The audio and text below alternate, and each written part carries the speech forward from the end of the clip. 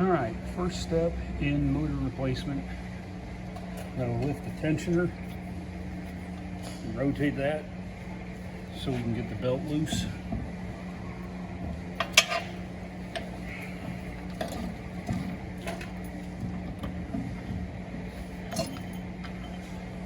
And then to make life easier, I'm going to take the belt guard off, and that's a 9/16 or a 14 millimeter if you're feeling frisky. And then just work that up. That'll give us some room later. Next thing, after unbolting the lathe from the stand, you're going to need to stand the machine up to gain access to the bottom of it.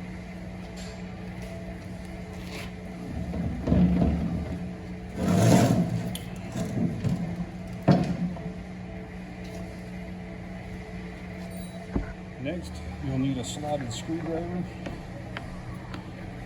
and loosen up the two screws on the motor plate or the switch cover plate.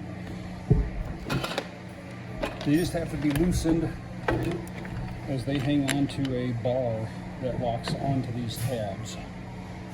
So you don't have to take those screws all the way out. It'll make life easier if you don't. Next up, unhook your motor wires. Should be a wire nut and a spade terminal. And once those are loose, you take the whole switch plate off. Up next, there's a 3/4 inch nut, and that is the tensioner adjust. That's the bar that the motor is mounted to. So we're going to need to take that loose. We're going to leave the nut on there to protect the threads because we're going to need to get a little bumpity to get it moving. On this bar mount style, there will be two set screws. These are 3/16 Allen.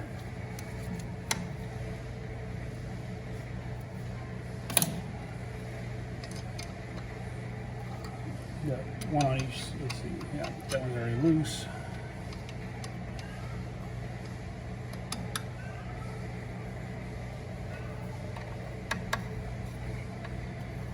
And once those are loose, the motor will move independent of this bar.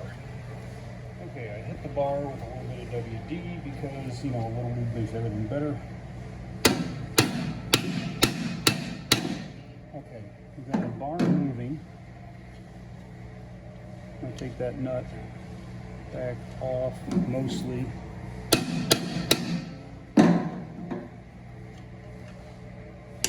And then it's punch time.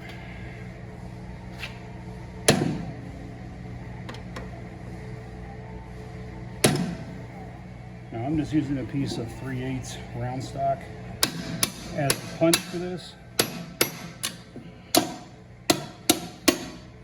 Once you get it in an inch or so,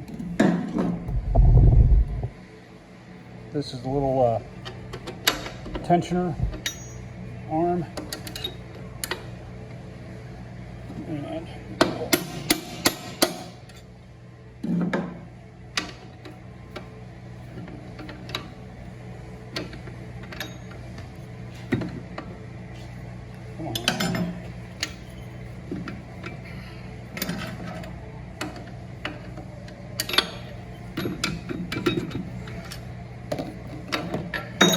Tensioner arm.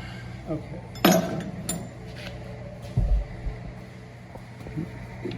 Kind of support the motor and the bar and the punch and the hammer with both hands.